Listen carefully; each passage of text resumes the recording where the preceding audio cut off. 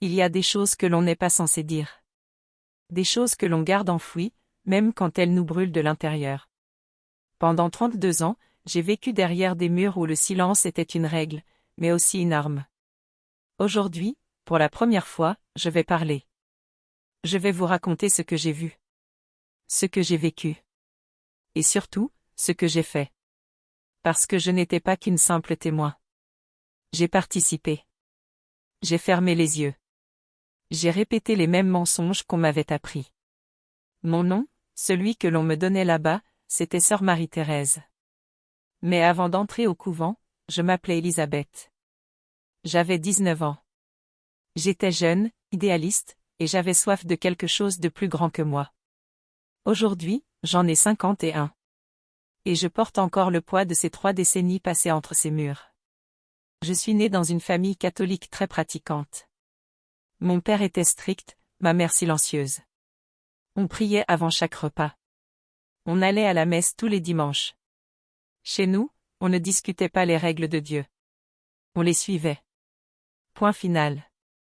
Quand j'étais adolescente, je me sentais différente. Je ne m'intéressais pas aux garçons comme mes amis. Je ne rêvais pas de mariage, d'enfants, de maison avec jardin. Je rêvais de pureté. De dévotion. De me donner entièrement à quelque chose de sacré. Mes parents ont vu cela comme une bénédiction. Leur fille, une religieuse. Quelle fierté. Alors à 19 ans, j'ai franchi les portes du couvent Sainte-Claire. Je pensais que j'allais y trouver la paix. La vérité. Dieu. Je me trompais. Les premières années, c'était exactement ce que j'imaginais. Nous nous levions à 5 heures du matin. Prière. Messe. Travail. Silence. Prière encore. Le soir, nous nous couchions épuisés, mais avec ce sentiment étrange de plénitude. Comme si chaque geste, chaque mot murmuré avait un sens. J'étais entourée de femmes qui, comme moi, avaient tout abandonné pour suivre un appel. Nous portions toutes le même habit. Nous vivions selon les mêmes règles. Nous mangions la même nourriture. Nous partagions la même foi. Ou du moins, c'est ce que je croyais. Au début, je trouvais tout cela beau. Le silence surtout. Ce silence qu'on nous imposait pendant des heures, parfois des jours entiers. On nous disait que c'était pour mieux entendre Dieu. Pour nous purifier. Mais avec le temps, j'ai compris que ce silence avait une autre fonction. Il nous empêchait de parler. De poser des questions. De nous plaindre. De voir ce qui se passait vraiment. Il y avait une hiérarchie très stricte au couvent. En haut, la mère supérieure. Puis les sœurs anciennes, celles qui étaient là depuis 20, 30, 40 ans. Et en bas, les novices, comme moi au début. On nous apprenait à obéir. Toujours. Sans réfléchir. Sans discuter. Obéir, c'était obéir à Dieu. Désobéir, c'était pécher. Cette logique, elle s'installait en nous petit à petit, comme une évidence. Et un jour, on ne la questionnait même plus. On devenait docile. Malléable. Invisible. Je me souviens de mes premières impressions. Je trouvais les sœurs âgées si sereines, si sages. Elles marchaient lentement dans les couloirs, les mains jointes, le regard baissé. Elles incarnaient tout ce que je voulais devenir. Mais ce n'était pas le silence le plus lourd qui régnait dans ces murs. Non. Le plus lourd, c'était celui qu'on portait en soi. Et je ne savais pas encore à quel point j'allais apprendre à me taire. La première fissure, je l'ai vue après 3 ans. J'étais encore jeune dans la foi, encore naïve. Il y avait une sœur Agnès, qui était malade. Très malade. Elle toussait sans arrêt, elle maigrissait à vue d'œil. Elle demandait à voir un médecin. Mais la mère supérieure refusait. Elle disait que c'était une épreuve envoyée par Dieu. Que si sœur Agnès priait avec plus de ferveur, elle guérirait. Moi, je voyais bien qu'elle ne guérissait pas. Au contraire. Elle s'affaiblissait de jour en jour. Un matin, pendant la prière, elle s'est effondrée. On l'a portée dans sa cellule. Et 2 jours plus tard, elle est morte. On nous a dit que c'était la volonté de Dieu. Qu'elle était maintenant au paradis. Mais moi, je n'arrêtais pas de penser qu'elle aurait pu être sauvée. Qu'un simple médecin aurait pu la sauver. Ce jour-là, j'ai eu une pensée que je n'aurais jamais dû avoir. J'ai pensé que peut-être, juste peut-être, on l'avait laissée mourir. Cette pensée, je l'ai enfouie. Parce qu'on ne remet pas en question la mère supérieure. Parce qu'on ne doute pas. Mais elle est restée là, dans un coin de mon esprit. Et j'ai fait ce qu'on m'avait appris à faire. J'ai prié plus fort. J'ai travaillé plus dur. J'ai essayé de chasser ce doute. Parce que douter, c'était le début de la chute. C'est ce qu'on nous répétait sans cesse. Mais d'autres pensées sont venues s'ajouter. Petit à petit. Année après année. Il y avait des choses étranges dans ce couvent. Des choses dont personne ne parlait, mais que tout le monde savait. Par exemple, certaines sœurs recevaient des traitements de faveur. Elles mangeaient mieux. Elles avaient des cellules plus grandes. Elles étaient exemptées de certaines corvées. Pourquoi? Parce qu'elles venaient de familles riches. Leur famille faisait des dons importants au couvent. Alors elles étaient protégées. Choyées. Tandis que d'autres, comme moi, qui venions de familles modestes, devions tout faire. Nettoyer les toilettes. Laver le linge. Travailler dans les champs. On nous disait que c'était pour nous humilier devant Dieu. Mais en réalité, c'était juste parce que nous n'avions pas d'argent. Mais ce n'était pas encore le pire. Il y avait aussi des conflits. Oh, des conflits terribles entre certaines sœurs. Mais jamais au grand jour. Jamais avec des cris ou des disputes ouvertes. Non. C'était plus subtil. Plus cruel. Des regards méprisants. Des mots doux qui cachaient du venin. Des petites humiliations répétées, jour après jour. Je me souviens d'une sœur qui bégayait légèrement. Rien de grave. Mais une autre sœur, plus âgée, plus haut placée, la reprenait constamment devant tout le monde. Elle l'interrompait, l'imitait parfois. Et la pauvre se mettait à pleurer. Et tout le monde faisait comme si de rien n'était. Parce qu'on ne se mêle pas des affaires des autres. Parce qu'on doit accepter les humiliations comme des leçons de Dieu. Moi, je voyais bien que ce n'était pas Dieu. C'était juste de la méchanceté humaine. Mais je ne disais rien. Comme les autres. On m'avait appris à me taire. Et puis un jour, j'ai fait pire que me taire. J'ai participé. Une jeune novice était arrivée au couvent. Elle s'appelait Sœur Claire. Elle avait 18 ans. Elle était fragile, sensible. Elle pleurait souvent. Elle posait trop de questions. Elle ne comprenait pas pourquoi on devait se lever si tôt. Pourquoi on ne pouvait pas parler librement. Pourquoi certaines règles semblaient absurdes. La mère supérieure m'a appelé un jour. Elle m'a dit que Sœur Claire avait besoin d'être guidée. Que je devais lui apprendre la discipline. Que c'était mon devoir. Alors j'ai fait ce qu'on me demandait. J'ai répété à cette jeune fille tout ce qu'on m'avait dit à moi. Que ces questions venaient du diable. Que ses larmes étaient un signe de faiblesse spirituelle.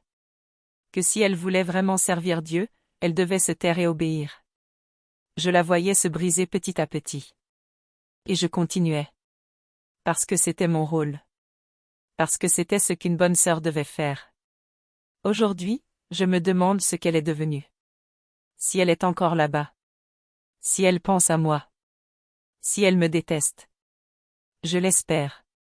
Parce que je le mérite. Mais ce n'était que le début de ma complicité. Avec les années, j'ai grimpé dans la hiérarchie. Pas parce que j'étais plus sainte que les autres. Mais parce que j'avais appris à obéir parfaitement. À ne jamais poser de questions. À être invisible quand il le fallait et présente quand on me l'ordonnait. On me confiait de plus en plus de responsabilités. Je surveillais les novices. Je rapportais leur comportement. Je punissais celles qui transgressaient les règles. Et je le faisais avec zèle. Parce que je pensais que c'était juste. Que c'était nécessaire. Que c'était ce que Dieu voulait. Mais au fond de moi, quelque chose murmurait que ce n'était pas vrai. Que j'étais en train de devenir exactement ce que je détestais. Mais j'étouffais cette voix. Je priais pour qu'elle disparaisse. Et pendant des années, elle s'est tue. Jusqu'au jour où j'ai découvert quelque chose qui a tout changé. C'était lors de ma 15e année au couvent. On m'avait demandé de porter des documents au bureau de la mère supérieure. Elle n'était pas là. J'ai posé les papiers sur son bureau. Et en me retournant, j'ai vu des relevés bancaires. Des chiffres énormes. Des virements vers des comptes personnels. J'ai d'abord pensé que je me trompais. Que je comprenais mal. Alors j'ai regardé de plus près. Et j'ai vu la vérité. Elle détournait l'argent. Des milliers, des dizaines de milliers d'euros. Des dons qui étaient censés servir à entretenir le couvent, à nourrir les sœurs, à aider les pauvres. Mais qui finissaient sur son compte personnel. Mon cœur s'est mis à battre très fort. J'ai senti mes mains trembler. J'ai refermé le dossier rapidement et je suis sortie. Je suis retournée dans ma cellule. Et je me suis assise sur mon lit. Immobile. Pendant des heures. Je ne pouvais plus prier. Je ne pouvais plus penser. Il n'y avait que ce chiffre dans ma tête. Cette somme d'argent. Pendant que nous mangions du pain rassis. Pendant que nous gelions l'hiver. Pendant que sœur Agnès mourait sans médecin. Les jours suivants ont été un cauchemar. Je ne dormais plus. Je me levais en sueur au milieu de la nuit. Pendant les prières, je ne pouvais plus me concentrer. Je regardais la mère supérieure et je ne voyais plus une servante de Dieu. Je voyais une voleuse. Une menteuse. J'ai essayé de me convaincre que je m'étais trompée. Que j'avais mal interprété les documents. Que le diable me poussait à douter. Mais je savais que ce n'était pas vrai. J'avais vu. Et je ne pouvais plus faire semblant. Alors j'ai fait ce que j'aurais dû faire depuis le début. J'ai décidé de parler. J'ai demandé à rencontrer une sœur ancienne, sœur Marguerite, celle en qui j'avais le plus confiance. Je lui ai raconté ce que j'avais vu. Elle m'a écouté en silence. Et quand j'ai fini, elle m'a regardé avec un mélange de pitié et de mépris. Elle m'a dit que je ne comprenais rien. Que ses affaires financières étaient complexes. Que la mère supérieure savait ce qu'elle faisait. Que ce n'était pas à moi de juger. Et puis elle a ajouté quelque chose qui m'a glacée. Elle a dit, « Tu as de la chance que je ne rapporte pas cette conversation. Ce genre d'accusation pourrait te coûter très cher. » J'ai compris ce jour-là que personne ne m'aiderait. Que personne ne voulait voir la vérité. Parce que voir la vérité signifiait remettre en question tout le système. Et personne n'était prêt à faire ça. Alors je me suis tue. Encore une fois. Mais cette fois, c'était différent. Parce que je savais que j'étais complice. Que mon silence faisait de moi une participante. Que je n'étais pas meilleure que la mère supérieure. J'étais juste plus lâche. Les années ont passé. J'ai continué à vivre comme si de rien n'était. J'ai continué à obéir. À surveiller les novices. À répéter les mêmes mensonges. Mais à l'intérieur, quelque chose était mort. Je ne croyais plus. Ni en Dieu, ni en l'Église, ni en moi-même. Je jouais un rôle. Et je le jouais bien. Si seulement ça s'était arrêté là. Mais il y avait pire. Bien pire. Il y avait un prêtre qui venait régulièrement au couvent. Le père Michel. Il venait pour les messes. Pour les confessions. Pour les conseils spirituels. C'était un homme respecté. Admiré même. Les sœurs âgées parlaient de lui avec révérence. Les novices l'écoutaient avec attention. Mais certaines sœurs, les plus jeunes, avaient peur de lui. Je ne comprenais pas pourquoi au début. Je pensais que c'était juste de la timidité. De la gêne face à un homme dans un monde de femmes. Mais ce n'était pas ça. C'était quelque chose de bien plus sombre.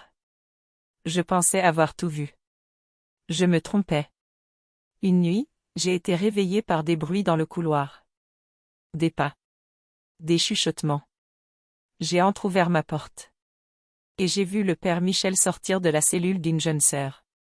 Sœur Anne-Marie. Elle avait 22 ans. Il est parti rapidement, sans me voir. Je suis restée figée dans l'embrasure de ma porte. Mon cœur battait si fort que j'avais peur qu'on l'entende. Je ne savais pas quoi faire. Je ne savais pas quoi penser. Le lendemain matin, j'ai cherché sœur Anne-Marie du regard. Elle était là, à la messe, comme d'habitude. Mais elle ne levait pas les yeux. Elle ne chantait pas. Elle était absente. Après la messe, je l'ai suivie. Je l'ai rattrapée dans le jardin. Et je lui ai demandé si tout allait bien. Elle m'a regardé. Et dans ses yeux, j'ai vu quelque chose que je ne pourrai jamais oublier. Une terreur pure. Elle a ouvert la bouche pour parler. Puis elle s'est mise à pleurer. Des sanglots silencieux, étouffés. Elle tremblait. Je l'ai prise dans mes bras. Et elle m'a tout raconté. Ce qu'il lui faisait. Ce qu'il faisait à d'autres aussi. Depuis des mois.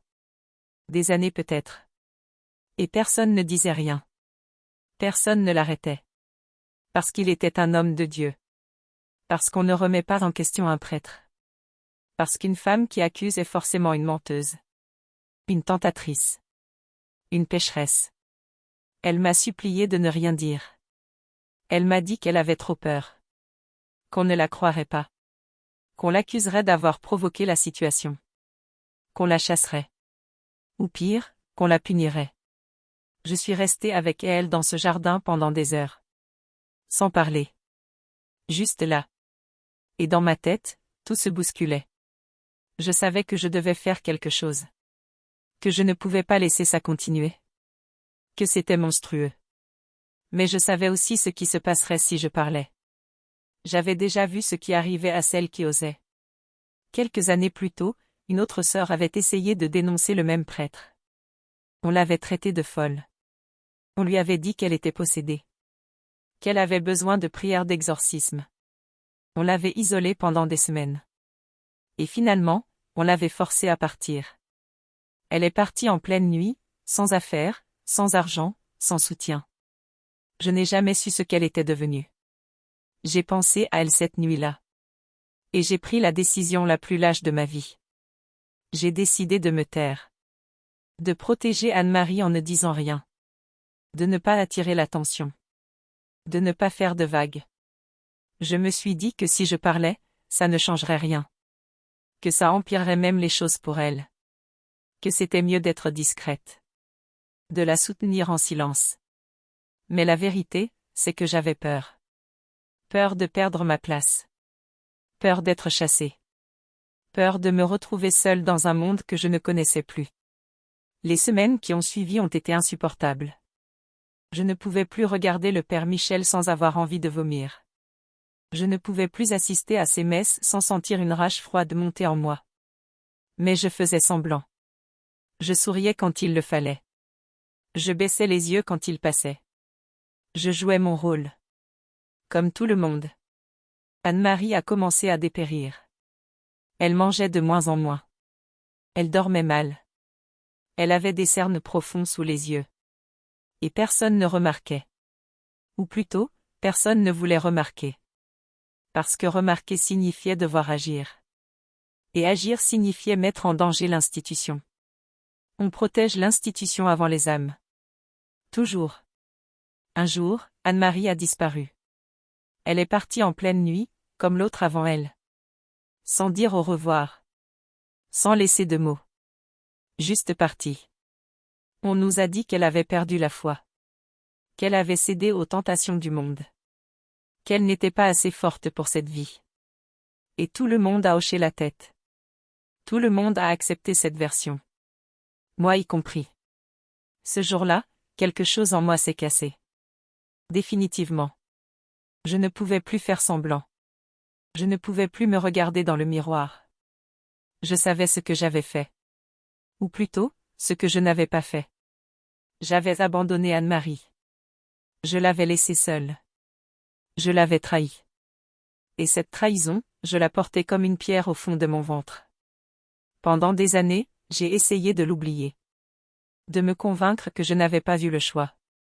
Que j'avais fait ce que je pouvais. Mais je savais que c'était faux. J'aurais pu parler. J'aurais pu la défendre. J'aurais pu risquer ma place pour elle. Mais je ne l'ai pas fait. Parce que j'étais devenue exactement ce que le couvent voulait que je sois. Une femme brisée qui protège le système au lieu de protéger les victimes. Une complice. Mais je pensais que c'était fini. Que je pouvais continuer à vivre avec cette culpabilité. que je pouvais encore trouver une forme de paix dans la routine. Je me trompais encore. 15 ans plus tard, j'étais devenue une sœur ancienne. J'avais de l'autorité. On me respectait. On m'écoutait. Je supervisais les novices. Je donnais des conseils. Je perpétuais le système. Mais à l'intérieur, j'étais vide. Je ne priais plus vraiment. Je récitais les mots par automatisme, mais ils ne voulaient plus rien dire. Je me levais, je travaillais, je me couchais. Jour après jour. Année après année. Sans joie. Sans espoir. Sans vie. Et puis il y a eu sœur Béatrice. C'était une vieille sœur qui avait passé 56 ans au couvent. 56 ans de sa vie. Elle était malade. Elle avait besoin de soins constants. Mais le couvent n'avait pas les moyens, soi-disant, de payer pour une infirmière. Alors ce sont nous qui nous en occupions.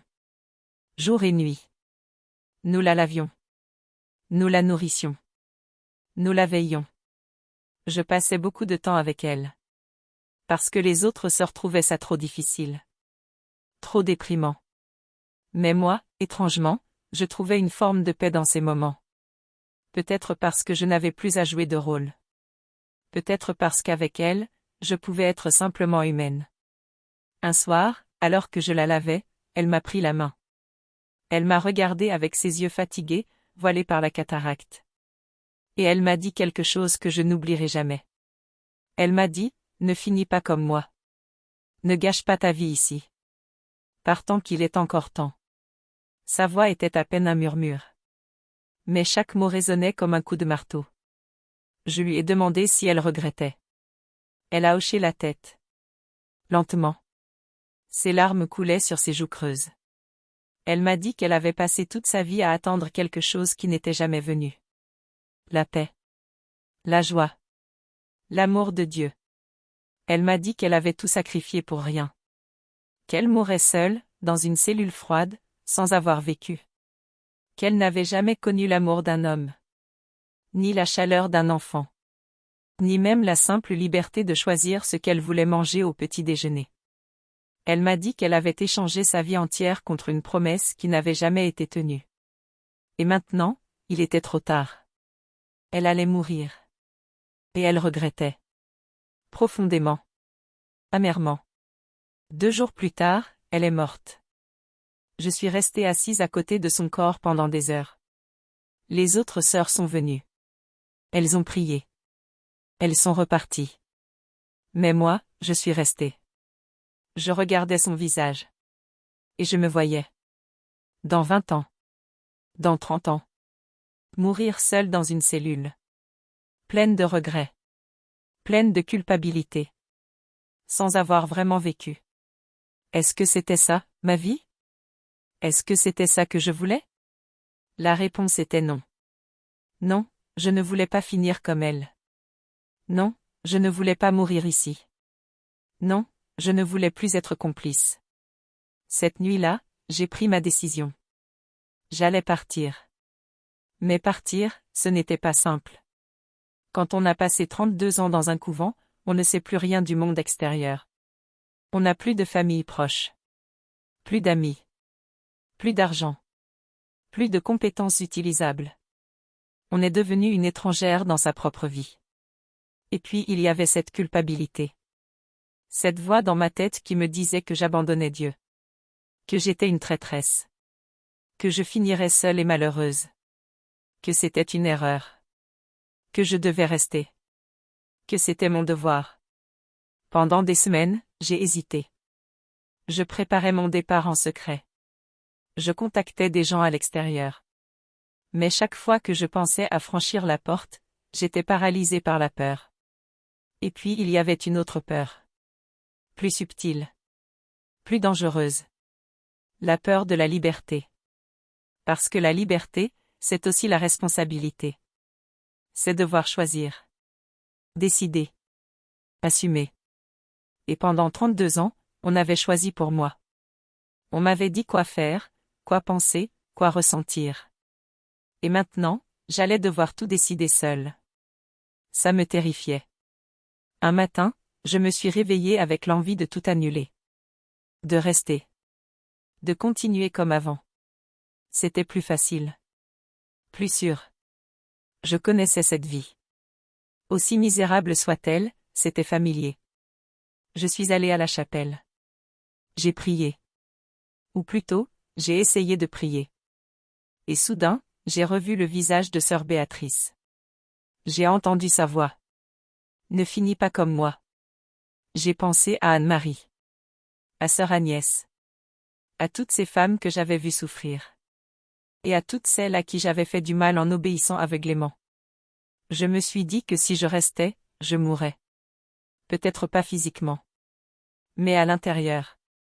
J'étais déjà morte à moitié. Si je restais, il ne resterait plus rien de moi.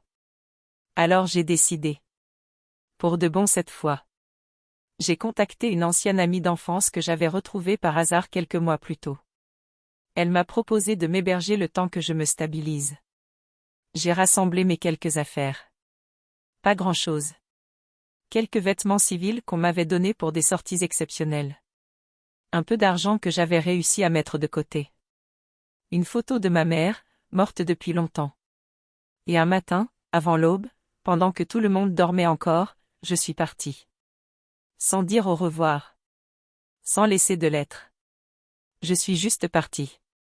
J'ai marché dans le couloir. J'ai ouvert la grande porte. Et je suis sortie. L'air du matin était froid. Le ciel commençait à peine à s'éclaircir. J'ai regardé derrière moi une dernière fois. Ces murs qui avaient été ma prison pendant plus de 3 décennies. Et j'ai marché. Sans me retourner. Je me suis sentie coupable. Honteuse. Mais aussi libérée. Comme si un poids énorme venait de se retirer de mes épaules. Pour la première fois depuis 32 ans, je respirais. Les premiers mois hors du couvent ont été terribles. Je ne savais plus comment vivre. Comment parler aux gens normalement. Comment prendre le métro. Comment faire des courses. Comment utiliser un téléphone.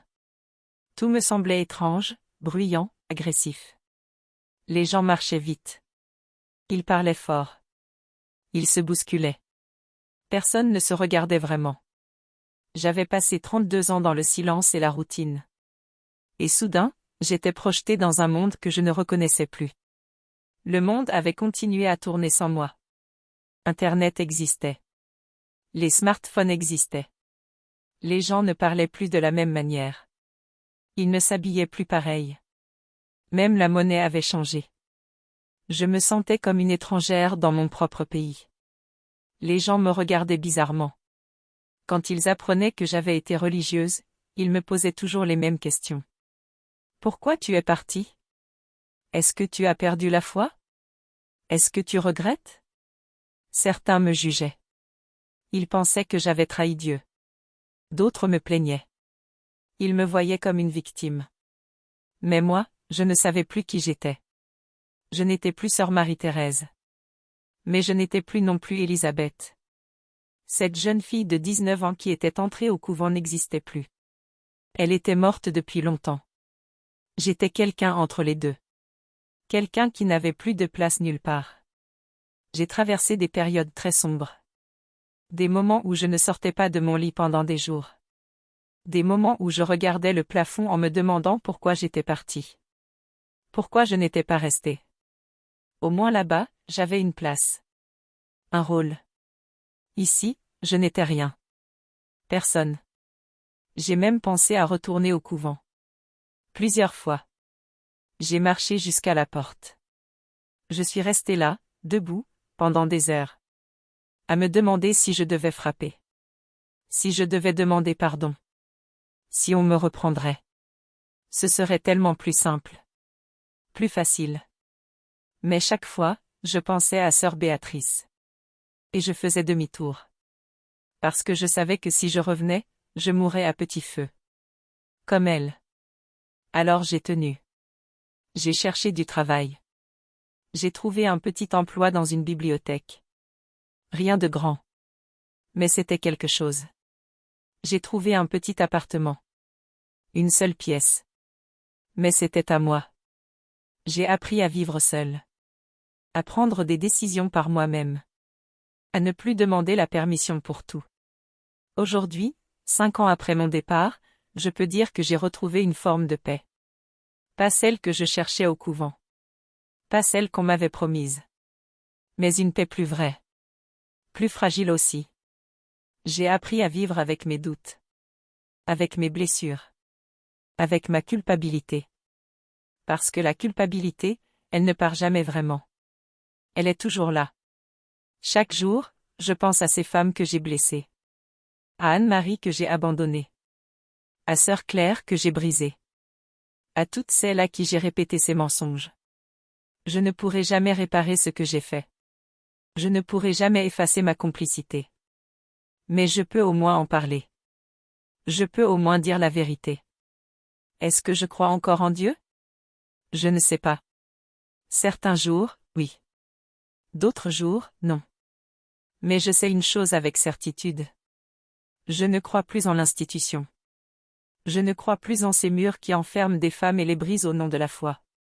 Je ne crois plus en ce silence imposé qui cache tant de souffrances. Et je sais qu'il y a encore des femmes là-bas. Des femmes qui souffrent en silence. Des femmes qui doutent mais qui n'osent pas partir. Des femmes qui pensent qu'elles n'ont pas le droit de vivre autrement. Des femmes qui, comme moi, sont complices sans même s'en rendre compte. Si vous êtes l'une d'entre elles, si vous m'écoutez aujourd'hui, je veux que vous sachiez une chose. Vous avez le droit de partir. Vous avez le droit de choisir votre vie. Vous avez le droit de douter. Et cela ne fait pas de vous une mauvaise personne. Cela fait de vous un être humain. Pendant 32 ans, on m'a dit que ma valeur dépendait de mon obéissance. De mon silence. De ma capacité à disparaître. Aujourd'hui, je sais que ce n'est pas vrai. Ma valeur, elle vient de ma capacité à vivre. À respirer. À exister pleinement. Même si c'est difficile. Même si c'est douloureux. Même si je porte encore des cicatrices. Je ne regrette pas d'avoir parlé aujourd'hui. Je sais que certains vont me critiquer. Que certains vont dire que je mens. Que j'exagère. Que je cherche juste l'attention. Mais je m'en fiche. Parce que je sais ce que j'ai vu. Je sais ce que j'ai vécu. Je sais ce que j'ai fait. Et je sais que d'autres l'ont vécu aussi.